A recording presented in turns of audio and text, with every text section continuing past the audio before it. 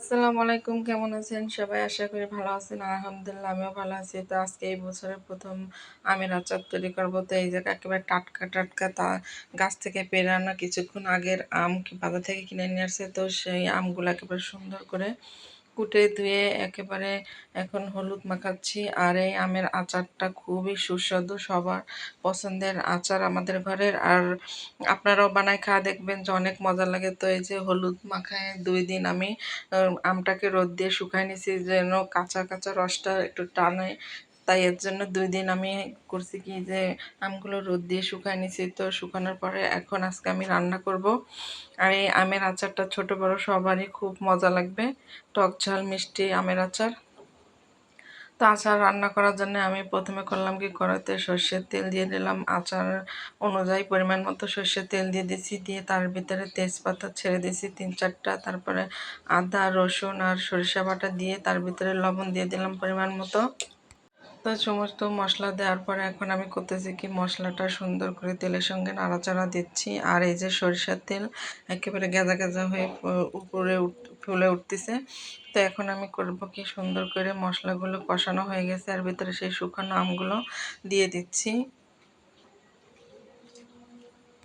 তো এই যে কড়াইতে আমি সম্পূর্ণ আমগুলোই দিয়ে দেব। তো যে যতটুক আম দেবেন সেই পরিমাণের তেল আর মশলাটা দেবেন। তো আমি এই জায়গায় প্রায় ৫ কেজির মতো আম নিয়েছিলাম।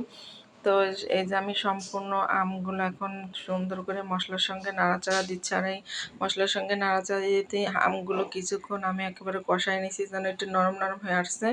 তখন আমি করছি কি, চিনি দিয়ে দিচ্ছি। তো চিনির পরিমাণটা যে যেরকম মিষ্টি খাবে সে সেরকম দিয়ে নেবে। তো আমি একেবারে বেশি ঝালও না আবার বেশি টকও না আর বেশি মিষ্টিও না, সেই অনুযায়ী আমি চিনিটা দিয়ে নিছি যেন খাওয়ার মতো হয়। ছোট বাচ্চারা খাবে তো ঝাল টক মিষ্টি সেইভাবে আমি দিছি সব কিছু।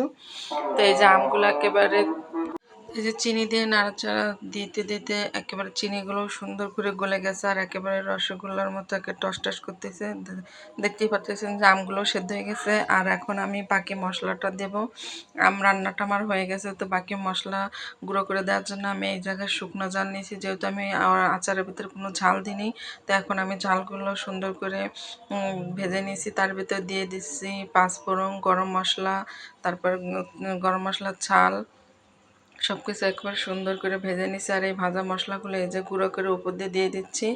আর এটাই হলো আচারের মশলা। তো এই মশলাটা দিলে একটা অনেক সুন্দর ঘ্রাণ বের হয় আর আচারের টেস্টটাও অন্যরকম। তো এই যে আমি যেহেতু ঝাল দিয়েছিলাম না, তো এখন আমি সব কিছু একবার ঝাল তারপর পাঁচফোড়ন সব কিছু ভেজে গুঁড়ো করে দিয়ে আবারও একটু নাড়াচাড়া দিয়ে নিলাম। আর এই যে আমার আচারটা রান্না হয়ে গেছে। আর এই রান্না করা আচার আমি গামলায় ঢেলে নিলাম। এখন আমি ২ দিন রোদ্রে দেবো, দিয়ে বয়মে ভরে রাখবো। সারা বছর এইভাবেই রাখা যাবে, আর কোনো রোদ্রে দেওয়া লাগবে না, কোনো ঝামেলা ছাড়াই সারা বছর